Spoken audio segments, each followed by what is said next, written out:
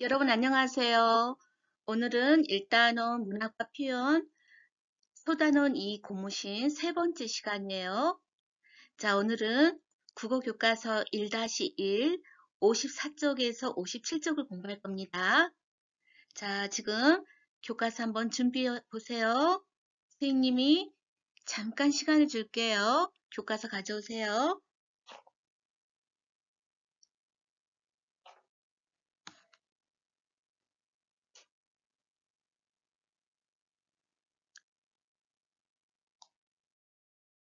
자, 54쪽 교과서 들어가기 전에 지난 시간에 2차 시 과제가 나갔었죠? 2차 시 국어 과제 정답을 함께 알아보도록 해요. 먼저 1번. 1번은 자기 학번과 이름 쓰는 문제였죠? 이번에는 정확히 썼어요. 지난번에 몇 명 학생 틀렸어요. 자, 오늘은 다른 반 학생 한번 예로 들어볼게요. 1학년 3반 23번이라면 1학년에 1, 3반에 3, 23번에 23에서 1323이 학번입니다. 일단 자기 이름 홍길동 이렇게 쓰면 되겠죠? 자, 그다음에 이제 2번부터 문제였어요. 자, 2번 문제는 소설에서 어떤 사건에 대한 인물들의 입장이나 태도가 엇갈려 대립하고 충돌을 일으키는 일을 무엇이라고 하나요? 라는 문제였죠. 자, 정답은 맞아요. 갈등입니다. 잘했어요. 3번. 3번은 소설의 구성 단계 중에서 등장인물과 배경이 소개되고 사건의 실마리가 보이는 단계는 자, 소설의 구성 단계 한번 말해보세요. 발단, 전개, 위기, 절정, 결말 중 정답은 무엇일까요? 맞아요. 발단이었어요. 그 다음에 4번. 자, 소설에서 산기슭 마을 아이들은 엿장수가 세상에서 가장 부러웠습니다. 그 이유는 무엇일까요? 자, 이거 틀린 사람 많았어요. 자, 마을 아이들이 엿장수가 가장 부러웠다는 것은 엿장수는 무엇을 많이 갖고 있어요? 자신들이 좋아하는 엿을 많이 가지고 있어요. 자, 고무신이라는 소설은 시대적 배경이 1940년대 말 우리나라가 가장 좀 가난했던 그런 시기예요. 그 당시 아이들은 먹을 간식거리가 거의 없었다고 보면 돼요. 그때 엿이라는 것은 굉장히 맛있는 간식이었고 또 아이들이 구할 수 없는 그런 간식이었죠. 그래서 엿장수는 자신들이 좋아하는 엿을 많이 가지고 있으니까 아이들은 가장 세상에서 부러운 사람이 될 수밖에 없죠. 5번. 나미가 마을을 떠날 때 신고 가는 고무신은 누가 주었을까요? 맞아요. 엿장수가 줬죠. 그다음에 6번. 자, 소설의 갈등은 두 가지가 있었어요. 크게. 내적 갈등과 외적 갈등이 있었죠. 선생님이 정답 알려주네요. 소설의 갈등 중에서 인물과 인물 사이의 갈등을 무엇이라고 하나요? 그렇죠. 외적 갈등이라고 합니다. 자, 문제가 쉬웠죠? 그래서 다 맞은 사람도 많이 있어요. 자, 틀린 사람은 정답을 다시 확인하고, 자, 이 문제는 아주 기본적인 문제이니까 모르면 안 돼요. 자, 그럼 가볼까요? 자, 오늘은 비유와 상징이 소설에 쓰이고 있어요. 그래서 고무신이라는 소설에 쓰인 비유와 상징을 찾아볼 거예요.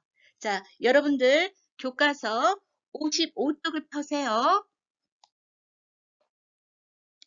자, 54쪽, 먼저 55쪽의 비유를 찾아보기 전에 54쪽의 그림을 보고 줄거리를 한번 말해봅시다. 자, 그림이 뒤죽, 앞죽 막 섞여 있어요. 섞여 있어요. 자, 그러면 이 그림의 순서를 바르게 소설 내용의 순서에 맞게 고쳐야 되겠죠. 자, 1번 보세요. 1번에 그림은 엿장수가 마을에 오니까 아이들이 막 몰려들고 있네요. 그 다음에 2번 그림은 옥색 인조견 조끼를 입은 남자가 나오죠. 이 사람 바로 엿장수예요. 엿장수가 멋지게 차려입고 마을에 나타났어요. 자, 3번 그림은 지금 나미가 있고 엿장수가 벌이 쏘여서 펄쩍펄쩍 뛰고 있네요. 4번 나미가 분홍색 예쁜 옷을 입었어요. 자, 3번에서는 그냥 평범한 옷을 입고 있죠. 근데 4번에서는 너무나 예쁜 치마를 입었네요. 자, 이렇게 예쁘게 입고 엿을 사고 있어요. 자, 5번. 5번은 어떤 할아버지가 철수 아저씨와 철수 아저씨 부인과 이야기를 하고 있어요. 이 할아버지는 바로 나미의 아버지죠. 자, 6번. 멀리서 두 사람이 보이네요. 한 사람은 남자 같고 한 사람은 나미의 분홍 치마 보이죠? 나미 같아요. 두 사람이 멀리 가고 있어요. 자, 그러면 이제 소설 내용이 순서가 정해지지요. 순서 한번 더. 자, 맨 처음 사건은 상기숙 마을에 찾아오는 엿장수는 아이들에게 즐거움을 준다. 그 다음에 두 번째 사건은 영희와 나미가 옥색 고무신을 가져다가 엿을 바꿔 먹자 나미가 엿장수에게 화를 낸다. 자, 그 그림 3번이었죠. 그 다음에 세 번째 사건은 다음 날부터 엿장수는 마을에 자주 오고 머리에 기름칠을 하고 옥색 인조견 조끼를 입고 나타나기도 한다. 머리에 기름칠을 했다는 건 요즘에 머리에 헤어로션, 무스 이런 걸 발랐다는 거예요. 아주 멋지게 차리고 머리 자주 나타납니다. 자, 이 그림은 바로 2번 그림이었죠. 자, 네 번째 사건. 어느 날 나미의 아버지가 나미를 시집 보내려고 탈순이를 찾아온다.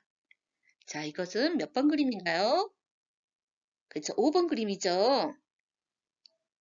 자, 그 다음에 5번. 떠나는 날 아침에 나미는 영희와 윤희에게 엿을 사준다. 자, 이것은 5번 그림이죠. 그 다음에 6번. 평소와 다르게.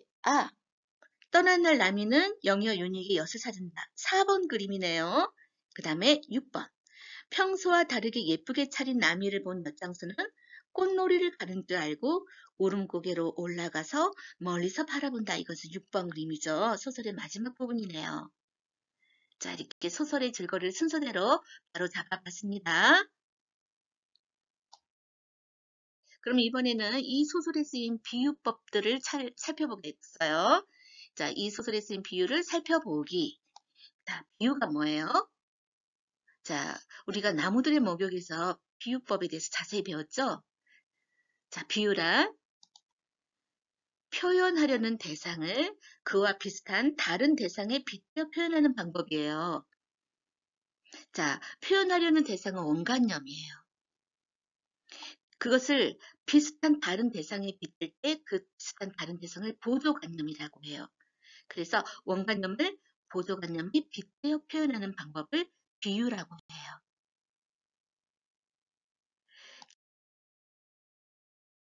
우리 소설 속에 어떤 비유법들이 나타나는지 한번 찾아볼까요?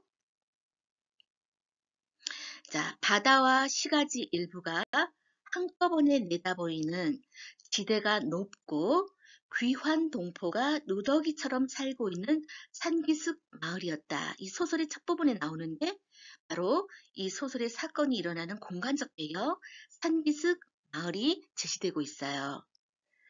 자, 여기서 귀환 동포라는 단어에서 이 소설 속에 담겨진 시대를 우리가 찾아볼 수 있는데 귀환 동포라는 것은 1940년대 말 우리나라가 일본으로부터 나라를 되찾은 날짜가 1945년 8월 15일이잖아요. 그래서 우리가 8월 15일을 광복절로 기념하고 있죠. 1945년에 일본으로부터 주권을 되찾자 일본에 끌려갔던 또 강제징용으로 전쟁터에 끌려갔던 해외에 있던 동포들이 우리나라 다시 찾아와요. 그런데 그 귀한 동포들이 아무것도 없이 찾아오겠죠. 상처만 안고 찾아오는데 고향에 가도 가족들이 없는 경우가 참 많았답니다. 그래서 이 귀한 동포들이 자기가 도착한 그런 바닷가에 그냥 눌러 살았어요. 근데 굉장히 가난하게 살죠. 근데 여기 보면 비유법이 하나 나와 있어요. 누더기처럼 살고 있다. 누더기라는 것은 아주 헌옷, 해지고 헌 옷을 누더기라고 해요. 그냥 군데군데 얼기설기 누덕누덕 빼면서 입는 그런 헌 옷을 누더기라고 하는데 누더기처럼 살고 있었다라는 것은 무슨 의미일까요? 그렇죠. 가난한 마을 형편을 누더기에 빗대서 표현했어요. 마음 아프죠? 자, 누더기라는 것은 누덕누덕 기운 헌 옷이다. 그래서 가난한 마을 형편을 누더기에 빗대서 표현한 비유법이다. 비유법 중에서도 누더기처럼 직유법이다. 직접 보조관념을 원관념에 빗댄 직유법이다. 자, 그럼 자, 남이의 고무신을 엮어 바꿔 먹어버리고 남이한테 혼난 그 영희와 윤희. 아버지한테 혼나죠. 그 밥상에서 영희 이놈은 맹꽁이처럼 부르켜가지고 부르켜는 부르트가라는 사투리예요. 부르켜가지고 한결같이 고개를 숙이고 있고 윤희 이놈은 밥상을 노려만 보고 앉았다. 자, 여기 비유법 하나 찾았죠? 맹꽁이처럼 부르켜가지고 직유법. 자, 맹꽁이는 보조관념인데 무엇을 빗댄 보조관념일까요? 맹꽁이는 뼈를 통해서 볼이 부푼 영의 모습. 맹꽁이는 시골에 가면 개구리같이 생긴 그런 생물이에요. 그런데 볼을 이렇게 부풀리면서 울죠. 개구리보다 살짝 크고. 근데 이제 맹꽁이처럼 불켜 가지고 있었다. 이 맹꽁이는 영희를 빗댔는데 영희 어떤 모습을 빗댔느냐. 뼈를 통해서 볼이 부어있는 화가 나고 이제 잘못을 했을 때 좀 화가 나고 그래서 볼이 통통하게 부풀어 있는 그런 영희의 모습을 맹꽁이 빗댔어요. 그래서 비유 쓰였죠. 비유법 중에 직유법. 또 하나 알아볼까요? 소설의 첫 부분에 나오는데 옆판가에는 아이들이 파리떼처럼 붙어 있다. 자, 옆판가에는 아이들이 파리떼처럼 붙어 있다. 파리떼처럼. 자, 직유법 비유가 쓰였죠. 파리떼는 누구를 가리키는 걸까요? 그렇죠. 옆판가에 다닥다닥 모여있는 아이들의 모습이에요. 파리떼에 비유했어요. 그 다음에 마지막으로 남양 달 밑에는 민들레가 놀란 듯 활짝 피었다. 자, 여기도 비유법이 쓰였는데 놀란 듯이 피었다. 놀란 듯. 놀란 듯은 우리가 보통 꽃들이 놀라거나 막 깜짝 놀라거나 꽃들은 그러지 못하죠. 그럼 놀랄 수 있는 그 존재는 우리 사람이에요. 그래서 놀란 듯 하고 있는 것의 원관념은 무엇일까요? 활짝 핀 민들레. 담장 밑에 활짝 핀 민들레가 깜짝 놀란 사람 모습처럼 보인다라는 거예요. 그래서 민들레가 놀란 듯 활짝 피었다. 이렇게 비유법을 사용한 거죠. 민들레는 식물이기 때문에 놀랄 수 없어요. 민들레가 활짝 피어 있는 모습을 깜짝 놀란 사람에 빗대어 표현한 비유법이다. 재밌죠? 네? 그럼 이번에는 우리가 다른 비유적 표현을 한번 바꿔봅시다. 자, 소설에 나오는데 엿장수가 마을 앞까지 채 오기도 전에 아이들은 벌써 길목에서 쭉 모여서서 개선 장군이나 맞이하듯이 기다리고 섰다. 엿장수를 개선 장군 맞이하듯이 기다리고 있어요. 개선 장군이는 전쟁에 이기고 돌아온 장군이죠. 모든 사람들이 길에 딱 모여가지고 박수를 쳐주잖아요. 자, 그렇게 환영받는 대상이에요. 그러면 이거를 다른 표현으로 바꿔봅시다. 우리가 막 어떤 사람을 환영할 때 누구를 맞이하듯이 이렇게 쓸까요? 요즘은 좋아하는 연예인을 맞이하듯이. 우리 동네에 BTS가 와요. 내가 좋아하는 BTS를 맞이하듯이. 이렇게 직유법으로 표현할 수 있죠. 비유법으로. 그 다음에 제가 제일 좋아하는 게 피자예요. 그러면은 피자를 사오신다는 엄마가 전화를 하셨어요. 그러면은 엄마 오는 시간에 피자를 사오신 엄마를 맞이하듯이 그런 아주 반가운 마음으로 그런 의미로 쓰였겠죠. 그 다음에 금메달을 딴 축구 선수를 맞이하듯이 해외에 나가서 금메달을 딴다는 건 굉장히 어려운 일이잖아요. 특히 큰 대회에서 금메달을 따오면 너무 자랑스럽죠. 그래서 그 축구 선수들이 귀국했을 때 꽃다발 들고 맞이하잖아요. 그래서 그렇듯이 볼 수 있어요. 볼까요? 사나이는 그야말로 뱀이나 밟은 것처럼 기겁을 하고는 철수를 보다 이내 한 손을 머리로 올리고 꾸벅꾸벅 절만했다. 철수 아저씨는 이상한 사나이가 자꾸 담 넘어 집안을 기웃거리자 도둑으로 오해를 하죠. 그 소리를 지르죠. 근데 그 사나이 누구냐면 여땅수예요. 그런데 그 철수를 보자 뱀이나 밟은 것처럼 기겁을 했다는 매우 놀랬다라는 거예요. 그래서 여기에 비유법이 쓰였는데 직유법, 비유법 중에서 직유법이 쓰였죠. 뱀이나 밟은 것처럼. 그럼 여러분들은 깜짝 놀랄 때 뭐뭐한 것처럼 놀랄까요? 여러분들 깜짝 놀랄 때 여러분 휴대폰 정말로 소중히 여기죠. 자, 방금 산 스마트폰을 밟은 것처럼 놀라게 깨질까봐. 그 다음에 밤에 귀신을 본 것처럼 무섭겠죠? 요즘은 우리나라에 호랑이가 없지만 산속에서 호랑이를 만난 것처럼 굉장히 놀랬다. 그래서 이렇게 다른 비유법으로, 다른 표현으로 응용할 수 있어요. 자, 그럼 이번에는 고무신에 쓰인 상징을 살펴볼 건데요. 자, 여러분들 오후가에서 상징법 배웠죠? 상징은 비유하고 좀 달라요. 비유라는 것은 내가 나타내고자 하는 대상을 비슷한 다른 대상에 빗대어 표현하는 거라면 상징은 좀 달라요. 상징은 우리가 만질 수 없고 볼 수 없는 것을 구체적인 사물로 표현하는 거예요. 자, 여러분들 사랑이라는 거 있어요, 없어요? 있죠. 부모, 자식 사이의 사랑, 뭐 연인들 사이의 사랑이 있죠. 근데 그 사랑은 형체가 없죠. 어떻게 생겼어요? 보이지 않죠. 이런 것들을 추상적인 관념이라고 해요.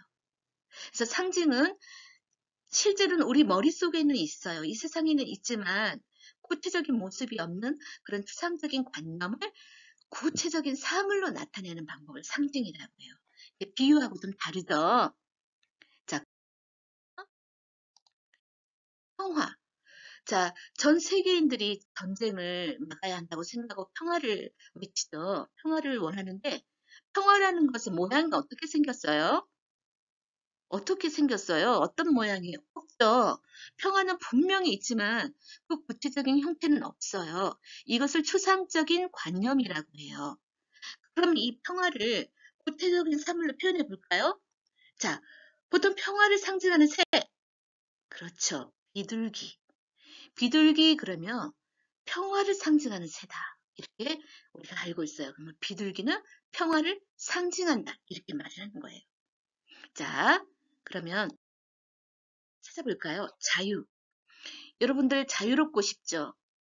근데 지금 우리나라 상황이 코로나19 확산 때문에 학교도 지금 못 오고 있잖아요. 외출도 할 수가 없죠.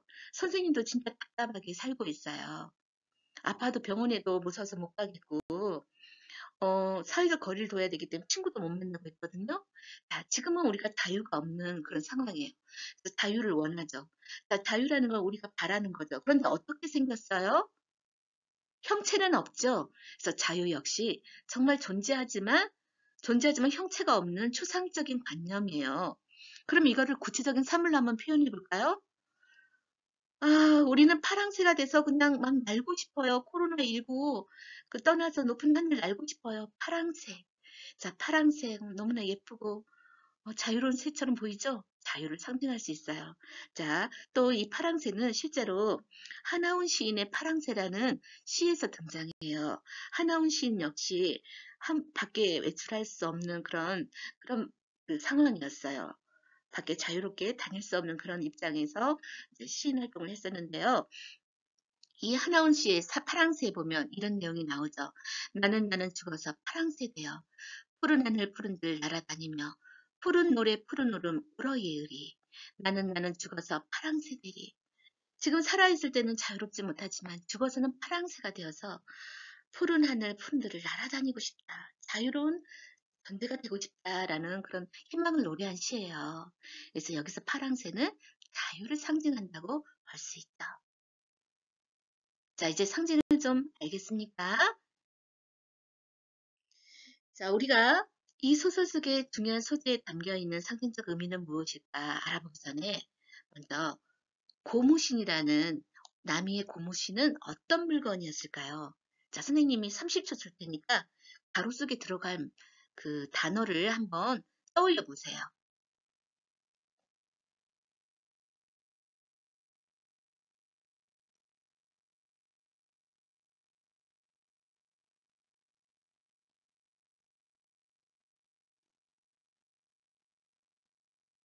자, 다 생각해 봤어요? 그럼 한번 정답을 선생님이랑 한번 알아볼까요? 먼저 1번. 철수에게서 이것으로 받아서 남이가 매우 아꼈던 물건이다. 이 가로 속에 뭐가 들어갈까요? 아, 추석 선물. 아, 그것도 맞는 말인데 본문에 있는 말로 말해봐요. 우리 교과서 본문에 추석 7일이라고 되어 있죠? 예전에는 추석 선물을 추석 7일이라고 말했어요. 자, 추석 7일가 정답이에요. 자, 그 다음에 두 번째 문제. 영희와 윤희가 이것과 바꾼 물건이 고무신이다. 맞아요. 엿. 자, 그 다음에 3번. 남이가 마을을 어떻게 할 때 신고 간 물건이다. 떠날 때. 그렇죠. 잘했어요. 그 마지막으로 누가 남이에게 준 물건으로 짐작되지요? 좋아요. 엿장수가 준 물건으로 짐작이 되지요. 아주 잘했어요. 이 소설에 나오는 고무신이 상징하는 것은 무엇일까요?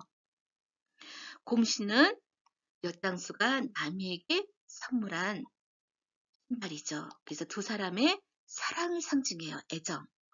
그리고 이 고무신에는 두 사람의 추억이 담겨 있죠. 추억을 상징하기도 해요. 이 고무신 때문에 남이가 달라고 성화를 부리고 그런 가운데서 두 사람이 가까워지기도 하죠. 갈등하면서 가까워져요. 그리고 장수가 새 고무신을 찾아주죠. 자, 그래서 애정과 추억을 상징하고 그다음에 맨 마지막 부분에 남이는 아버지를 따라서 자기 집으로 떠나면서 이 고무신을 신고 가죠. 그때는 이별을 상징한다고 볼 수 있어요.